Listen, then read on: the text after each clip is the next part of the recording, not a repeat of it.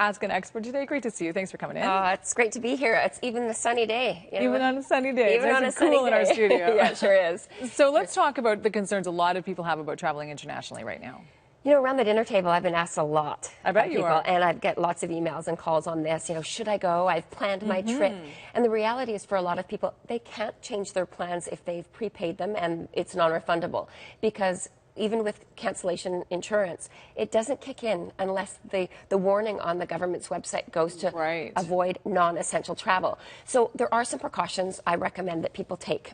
You can actually call your airline or your cruise company and ask to move the dates if you really feel uncomfortable. Right. But a person like me who loves to travel isn't going to let this stop them, but I'm going to take some precautions. So the first thing is to actually go to the government's website, which is travel.gc.ca. I hope you do this because I know you're heading to Europe soon.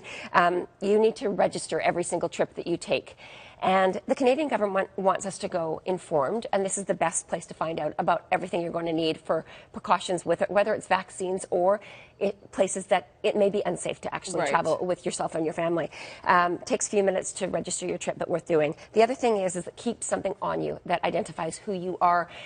In some of the incidents that have happened in the past, in the recent past, there have been people who have, you know, we don't know who they are they can't be identified. ages. So just keep it with you. It could be in your purse or on your person at any given time, and leave your details with someone who you love and trust at home so that they know where you are, and also if you are in or out of harm's way should something happen.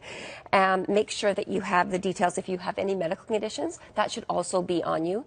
And a cell phone battery booster. So our cell phones are so important these days because they help us communicate if we get in the midst of harm's way. Yes. And you know, after a day of touring, you might not have any juice left in that cell phone. So a battery booster can be as small as the size of a lipstick and as inexpensive as $10, and it goes a long way in case you need it. Because our cell phones are so important, a couple of apps that I recommend. The first is ICE, or In Case of Emergency. It says on the screen there, it translates into 7 languages. It lists all that you want, who you are, who your medical contacts or conditions may be, emergency contacts. It actually creates a wallpaper and lays on top of your cell phone, and it can open even if your phone's locked. So very, very important to download that one. And then the last one that I was just telling you about off the air is called Be Safe. And Sam, it's a really good one. I actually just downloaded onto my phone and my daughter's phone. She's leaving for a backpacking trip to Europe tomorrow. And this was the one I found the most important. It's like a personal alarm.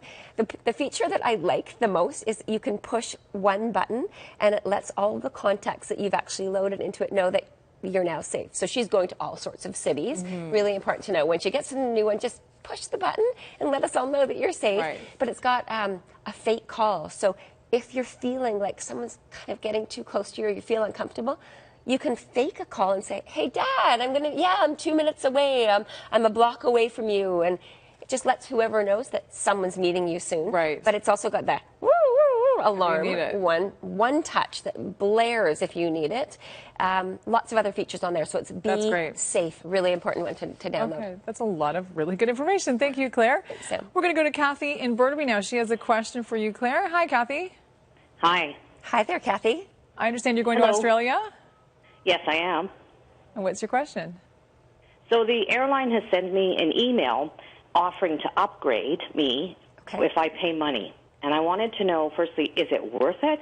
And if so, what's the kind of money that I might reasonably expect to pay for an upgrade to business class or premium economy?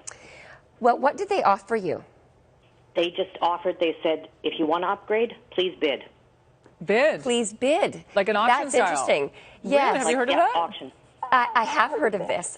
It depends on the airline that you're going, and if they have premium economy or if they have business class. Some have dropped their first, but if it has first, and depending on what you paid, I would look at if it's a $200 or $300 upgrade to premium economy, that goes a long way because it's 5 extra inches. It really is, especially on those long haul flights. Yes. You get an upgraded meal service. You get to get on and off the It's plane. not worth it if you're going to Calgary. If you're going to Australia, it is worth it. You better believe it. But I would definitely bid on that. I mean, if it's not too much money, $500-600 for business class may be worth doing as well. Right.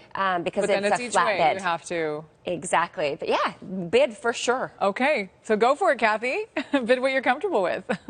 And good luck. Have fun on your trip. Okay, we have another caller, Gary. Hi, Gary. Morning. Good morning. What's your question for Claire? My wife and I are heading to Italy in September, and I was just wondering, I've heard some horror stories about renting cars and insurance, and I'm just wondering if you had any advice on that. That's a good question. Yeah, so driving in Italy can be tough, especially places like the big cities of Rome or Florence or Venice. So if you absolutely don't need to rent a car, I would recommend that you use other options, ride sharings, cabs, that type of thing. If you really want to rent a vehicle, I would say that there's a couple of companies that I would recommend. The one that I recommend the most is called Auto Europe, and they're a consolidator of all the different rental car companies. And make sure that you read over your insurance policies here. You may be covered, especially if that's the key, right? This is the key. Lots of credit cards have extended coverage for car rentals. So check all of the policies you have. But if anything happens to you and you're not insured, it can be a real nightmare. So credit card policies, your ICBC, if you're a roadster, that type of thing, which countries it covers you for, and then decide which insurance you need over and above. Okay, Gary, I hope that answers your question. Thanks for calling. You have some deals to get to. I do, and they're a really mixed bag. The first one I've got is something a bit more local. It's to Whitehorse in the Yukon. Oh, cool. And this is a package that you can do this summer, but actually July 12th right through until the end of September. So if you ever wanted to knock the Northern Lights off your bucket list, this would be a cool thing to do. It's Air 3 nights hotel and the airport transfers, $6.99. Taxes on that are $97 per person. The next one is